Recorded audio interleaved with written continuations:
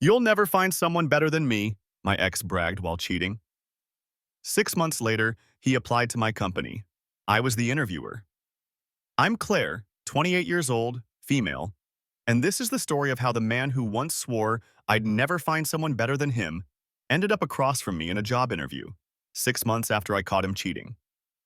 Ethan, 30 years old, male, was my ex. He had this swagger that everyone else mistook for confidence, but for me it was always something darker, like he needed to make the whole room smaller so he could feel bigger. When we first met, I thought he was magnetic. The type of guy who could charm a waiter into giving us free dessert or talk my shy friends out of their shells. I mistook that charisma for kindness. But charisma without empathy is just manipulation, and I learned that the hard way. For 2 years, I lived in Ethan's orbit. He always had the last word. If I wore something he didn't like, he'd grin and say, "You'd look hotter if you dressed like you actually had a man." If I got a promotion at work, he'd remind me how office politics mattered more than actual talent.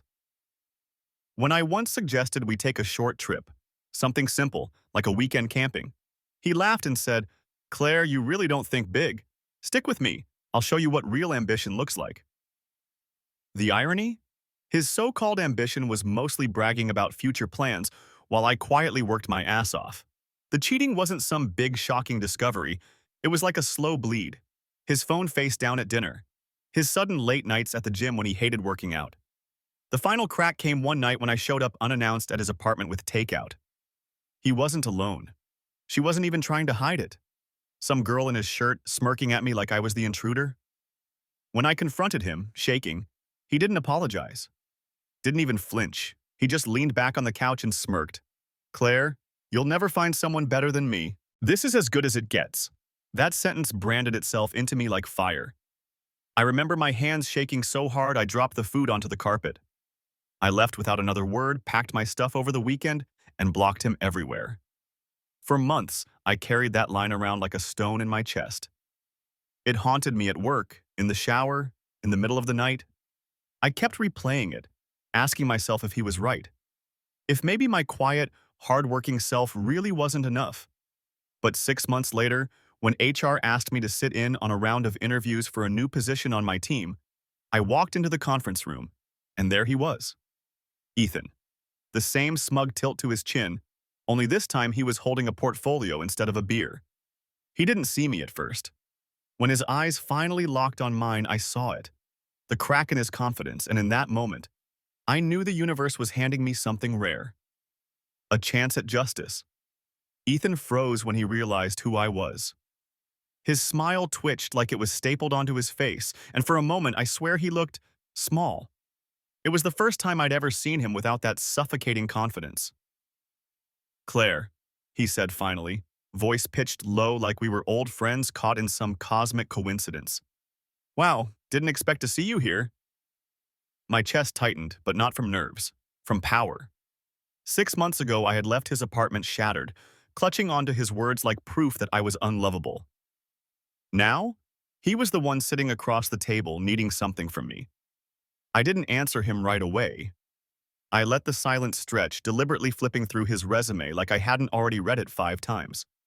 My manager, Thomas, sat beside me, oblivious to the personal history poisoning the air. He thought Ethan was just another candidate. And on paper, Ethan was impressive enough. Degrees, buzzwords, internships. But I knew the truth. I knew how much of his ambition was smoke and mirrors. The times he'd bragged about group projects he barely contributed to. The jobs he'd quit because someone dared give him constructive feedback. "So, Ethan," I said, finally looking up, my voice steady, "tell me why you want to work here." He straightened, slipping into his usual performance. "Well, I've always admired this company's values: collaboration, innovation, integrity." He delivered the word integrity without even blinking, like it wasn't a joke coming out of his mouth. I kept my expression neutral, though every nerve in me wanted to laugh. Integrity. This man once lied about getting food poisoning just so he could spend the weekend with another woman. But here's the thing. I wasn't about to tank the interview out of pure spite. Not yet. That would have been too easy, too shallow. No, I wanted him to feel the slow drip of irony. to sweat under the weight of knowing I held the pen that could write him into or out of my world. As he spoke, little fragments of the past kept flashing up. Him telling me I was lucky to be with him. The night I overheard him bragging to his friends that I'd never leave because she can't do better. And most of all, that final smirk. You'll never find someone better than me. My fingers tightened on the resume until the paper crinkled. Thank you, Ethan, I said, cutting him off mid-sentence. That's enough for now. Thomas glanced at me, surprised, but didn't argue. We moved on to the technical questions, but Ethan's eyes kept darting to mine, like he couldn't stop wondering how much power I had in this room. And the truth? I had more than even he realized. Because the company wasn't just any workplace. I'd worked my way up here for years, clawing through late nights and the tough projects until I earned respect. This place wasn't just my job, it was my territory, my family. And he had just walked straight into my kingdom, expecting the throne. Don't forget to subscribe. Ethan wasn't used to being on the back foot. I could see it in the way he adjusted his tie every few minutes, or how his answers grew longer, more desperate, as though sheer word count could mask the hollowness underneath. Thomas lobbed him the standard technical questions. Tell me about a time you solved a problem under pressure, he asked. Ethan launched into a story about leading a project at his last job.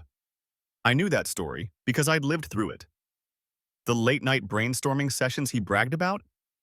Those were just excuses he fed me when he disappeared until 2 a.m. I had made him dinner those nights, waiting on the couch, wondering if I was crazy for suspecting. And here he was, dressing up his lies as professional achievements. I pressed my pen so hard against the notepad, I nearly tore through the paper. When it was my turn to ask questions, I deliberately shifted gears.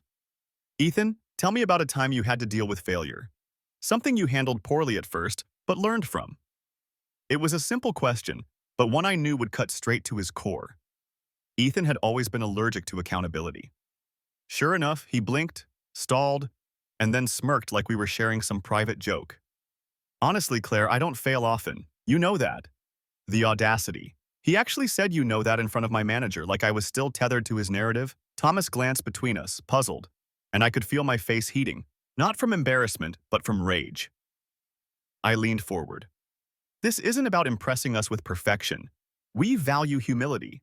If you can't point to a single mistake, that tells me something too. His jaw tightened. He hated being cornered. For a split second, I saw the old Ethan, the one who would raise his voice in an argument, loom over me until I backed down. But here, he couldn't raise his voice. He couldn't intimidate me. He had to sit there in his suit and swallow it. I suppose, he muttered finally, sometimes I can come across as too ambitious. People don't always keep up. Translation: everyone else is the problem. Classic Ethan. When the interview wrapped, Thomas shook Ethan's hand politely and said they'd be in touch. But Ethan lingered. His eyes flicked to me again, and this time I caught something beneath the arrogance. Fear. Claire, he said, his voice low, maybe we should talk. Catch up. You know, off the record. It hit me then. He hadn't expected me to rise this far, to be in a position of power. In his head, I was still the woman crying on his carpet while he smirked from the couch. And now, I was the gatekeeper. I didn't respond. I simply closed my notebook and stood, letting the silence choke him the way his arrogance had once choked me. But deep down, I knew this was just the beginning. Ethan was not the type to take rejection quietly. If he didn't get this job, he wouldn't just slink away. He'd scratch, claw, and try to drag me down with him. And honestly, a dark part of me was ready for it. For the rest of that day, I couldn't focus. My inbox filled up, meetings came and went, but all I could think about was Ethan's eyes boring into me as he muttered about catching up off the record. 2 days later, HR confirmed what I already knew. Ethan wasn't moving forward. His answers were weak, his arrogance showed, and Thomas quietly admitted to me, honestly, the guy gave me weird vibes. That was that, or so I thought. That night, my phone buzzed. A number I didn't recognize, but the message made my stomach flip. Guess who's back in town? I didn't reply. 5 minutes later, another text came through. We should get dinner. No hard feelings about the interview. We both know you and I had something real. My hands shook.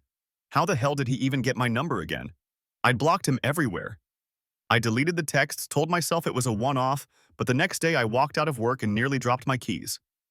Ethan was leaning against my car. "Claire," he said, grinning like we were meeting for coffee instead of me trying not to scream. "Don't look so scared. I just wanted to see you." I glanced around the parking lot. A couple of co-workers passed by, giving us polite smiles, completely unaware of the pressure building in my chest. I kept my voice level. "You need to leave, right now."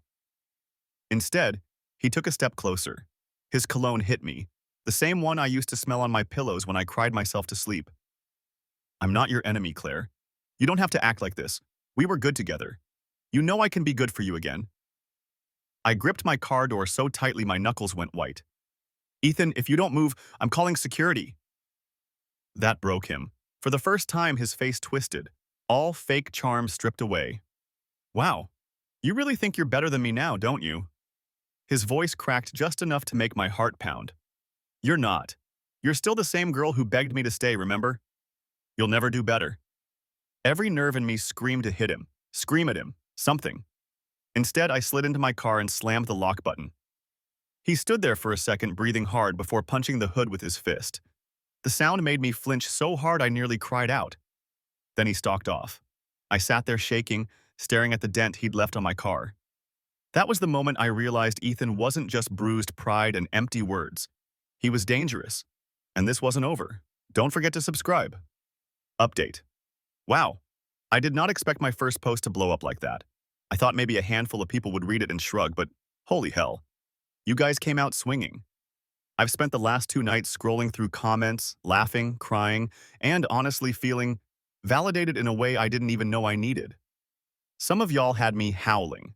Whoever said, "Claire, print out his resume, circle the word integrity, and mail it back with a red pen.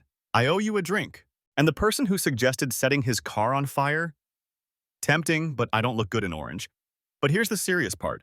A lot of you told me what I already knew deep down. Ethan isn't just an annoying ex with an ego problem. He's unstable, dangerous, and ignoring him won't make him disappear. Since I posted, things escalated. Remember how he cornered me in the parking lot? That was just the start. 2 nights ago, I came home and found a note shoved under my apartment door. No envelope, no signature, just 5 words scrawled in his messy handwriting. "You'll regret this, Claire." I didn't sleep that night. Every creak in the walls felt like him. I ended up sitting on the couch with a kitchen knife in my lap until the sun came up, because that's where my head's at now. And here's the part that made my stomach flip. My downstairs neighbor texted me yesterday morning. She said she saw some guy hanging around the front of the building late at night, pacing by the buzzer. She only recognized him after she saw my first post. Yes, I shared with her, she's basically my honorary big sister. Yep, Ethan. I talked to HR at work today and let them know everything. Thomas, my manager, was shocked when I explained the history. He actually apologized for not realizing sooner during the interview. HR promised to flag Ethan's application permanently and notify building security in case he tries showing up again. So here I am, tired, scared, but also sharper than I've ever been. Because here's the thing. Ethan thinks this is still the same game, that I'm still the girl he left crying on the carpet, but he doesn't realize how much I've changed since then. And now, I'm done just being defensive. If he wants to keep playing, I'll give him something he won't recover from. Stay tuned. I didn't tell Ethan he'd been officially blacklisted. That would have been too easy. Instead, I let him stew in uncertainty, the way he'd once left me pacing floors and questioning reality. But I wasn't about to just wait around for him to try again. I started documenting everything. Every text, every note, every time someone saw him hanging around. I even bought a little camera and stuck it in my apartment window facing the street. If he wanted to play stalker, I was going to treat him like one. The first real chance for revenge came faster than I expected. Friday night, my company hosted a small networking mixer at a downtown bar. Nothing huge, just a way for new hires and managers to mingle. I wasn't planning on going, but after everything that had happened, I figured being around coworkers was safer than sitting alone in my apartment. And of course, Ethan showed up. He wasn't on the guest list. He wasn't invited. But there he was at the edge of the crowd, in a blazer that looked 2 sizes too small, trying to blend in. My stomach dropped at first, but then something else settled in. Calm. Because this wasn't just my personal nightmare anymore. This was my turf, my people, and I had witnesses. I walked straight up to him, drink in hand, my coworkers buzzing all around. "Ethan," I said, voice sweet enough to rot teeth. "Didn't realize you'd been hired." He froze. For once, he had no script. A couple of people turned their heads, curious.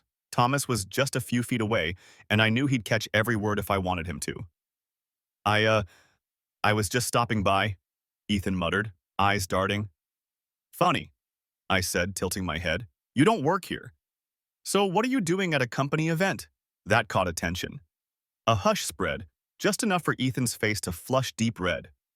He stammered something about networking, but by then Thomas had stepped in, hand firm on Ethan's shoulder. "Sir," Thomas said, all professionalism, "you need to leave.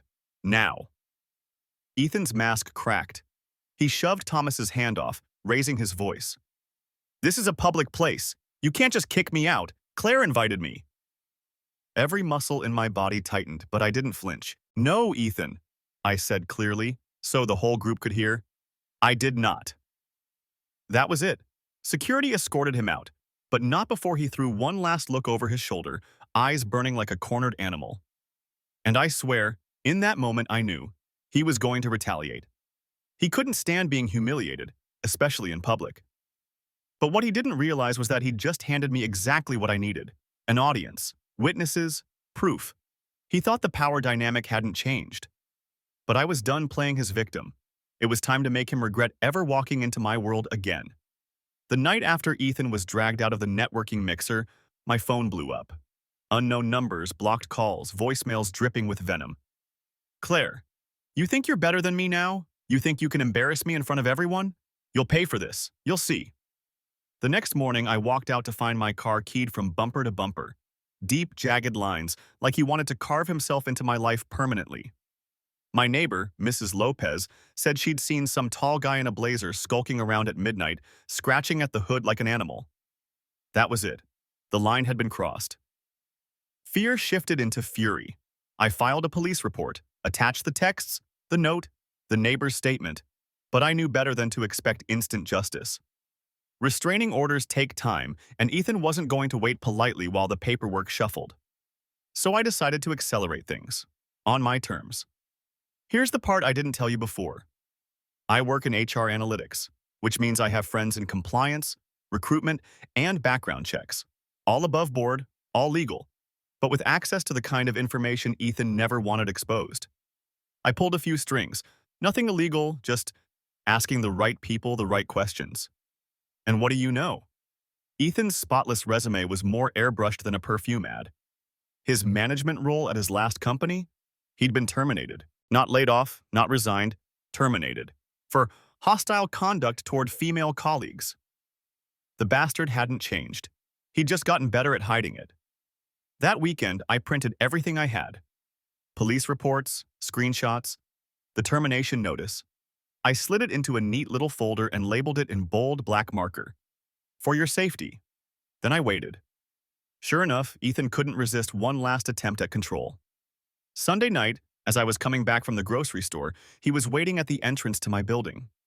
"Claire," he said, stepping into my path, eyes wild. "Stop this game. You know we belong together. You'll never find someone better." That line again, the one that used to haunt me. But this time it didn't sting. It almost made me laugh, because I had something better now.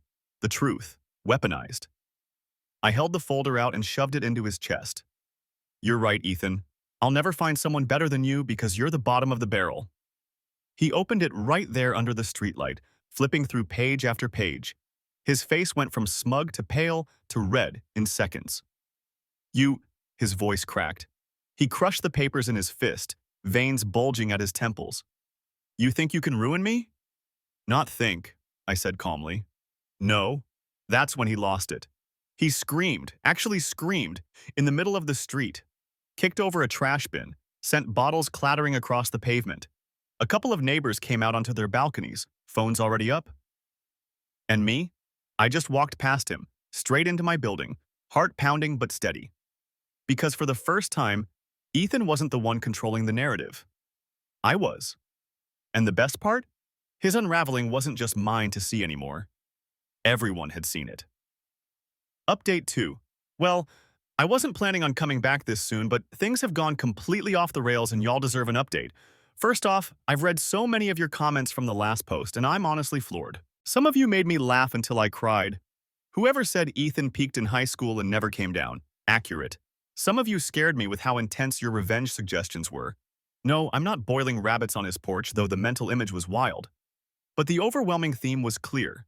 Stop underestimating this guy. Document everything. Protect yourself. And thank God I listened. Remember how I shoved that folder into Ethan's chest? Yeah, that was the spark that lit the bomb. He lost it. Like movie villain in the final act lost it. He screamed in the middle of the street, kicked a trash bin into traffic, and started tearing the papers apart while shouting about how I was ruining his life. Neighbors filmed everything. I didn't even have to ask. 3 different people sent me videos before I'd even locked my apartment door. One of them uploaded it to Facebook, and apparently it's already circulating around town. Ethan's little networking reputation? Yeah, it's ash now. And the best part? Remember that smug line he always threw at me? You'll never find someone better than me? One of my neighbors actually shouted back from her balcony during his tantrum. She already did. The whole block burst out laughing. Ethan completely lost what little composure he had left and stormed off. Since then, HR at my company has doubled down on security. They're not just flagging him in the system, they're talking to other firms in our network. Turns out, in our industry, word travels fast. The videos of his meltdown are practically doing the work for me. Here's the kicker.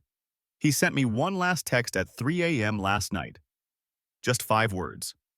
You destroyed me. Happy now? And you know what? For the first time since this all started, I slept like a baby. But I'm not done. Because destroying him isn't about one viral tantrum or a scratched-up car. It's about flipping the script so hard that every time Ethan tries to crawl out of his mess, he trips over his own lies. He wanted me to remember him forever as the man I could never top. Instead, he's going to be remembered by everyone as the man who couldn't even keep himself together. Stay tuned. The finale's coming. I thought Ethan's tantrum in the street would be the breaking point, that maybe he'd finally crawl back under whatever rock spawned him. But no, Ethan wasn't just unraveling, he was combusting. 3 nights after his meltdown, I came home to find my apartment door wide open. My stomach dropped. I knew I'd locked it. Inside, nothing was stolen. Not money, not electronics. But every photo of me had been slashed. Knives through faces, frames smashed on the floor. And in the middle of the chaos, one thing was left intact. A photo of me and him from years ago. His arm around me, both of us smiling at some rooftop bar. Except he'd scribbled over my face in red Sharpie, leaving only his untouched. My hands shook, but not from fear. From rage. Because that told me everything. This wasn't about love or wanting me back, it was about control, about ownership. He couldn't stand the idea that I was better off without him, so I stopped thinking about playing defense. I wanted a final blow. Something that would stick. I didn't have to wait long. Ethan gave me the perfect opportunity. That weekend, my company was hosting a large open event for clients and alumni. Hundreds of people, free drinks, plenty of networking, the kind of thing Ethan used to fantasize about dominating. And of course, he showed up. I spotted him before security did, staggering in, hair greasy, eyes wide, looking like a man who hadn't slept in days. He grabbed a mic from the stage, cutting off the speaker mid-sentence. "Claire!" he shouted, voice booming through the sound system. "Tell them the truth. Tell them you're nothing without me." Gasps, whispers, phones lifted instantly. Every camera was on him. He thought he was reclaiming power, but in reality, he was handing me the kill shot. I walked forward, calm as stone, and took the spare mic. My heart hammered, but my voice was steady. "You want the truth, Ethan?" I said, staring at him across the stage. "The truth is you were fired for harassing women. The truth is you stalked me after I left you. The truth is," I gestured at the cameras, the stunned crowd, "this is who you really are. Not a man worth following. A warning sign." The room erupted. Gasps, murmurs, even a few laughs. Ethan's face collapsed in real time. He dropped the mic with a squeal of feedback and lunged forward like he wanted to grab me. But security swarmed him before he could touch me, dragging him off the stage as he kicked and screamed. "Claire!" he howled as they pulled him out the door. "You'll regret this." but no one believed him anymore. The spell was broken. I stood there, mic still in hand, chest heaving. For the first time since the night I caught him cheating, I didn't feel small. I didn't feel like the girl left crying on the carpet. I felt untouchable. And Ethan? He wasn't just my ex anymore. He was a walking cautionary tale. The night Ethan was dragged out of that ballroom, something shifted inside me. It wasn't just relief, it was finality. Like a door I'd been too scared to slam had finally clicked shut on its own. The fallout was immediate. By the next morning, clips of Ethan's meltdown were everywhere. LinkedIn posts, Instagram reels, even a Twitter thread that called him the poster child for fragile male ego. HR didn't have to do a thing. His reputation was already eviscerated. Every professional contact who mattered had seen him frothing on stage, shouting about how I was nothing without him. 2 days later, I heard through a former colleague of his that he'd been blacklisted from several firms in the area. Nobody wanted to touch him, not after that spectacle. Me? I walked into work on Monday to a standing ovation. Okay, not literally, but the looks on people's faces said everything.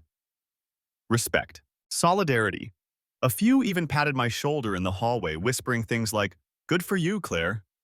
For weeks, I kept waiting for the other shoe to drop. For another note, another text, another invasion, but it never came. The silence was almost unsettling, like my brain didn't know how to exist without the constant background noise of Ethan's chaos. One Saturday morning, I decided to face the thing I'd been avoiding. I dug into the back of my closet and pulled out the box of leftovers from our relationship. Photos, ticket stubs, little trinkets I hadn't been ready to trash when I moved out.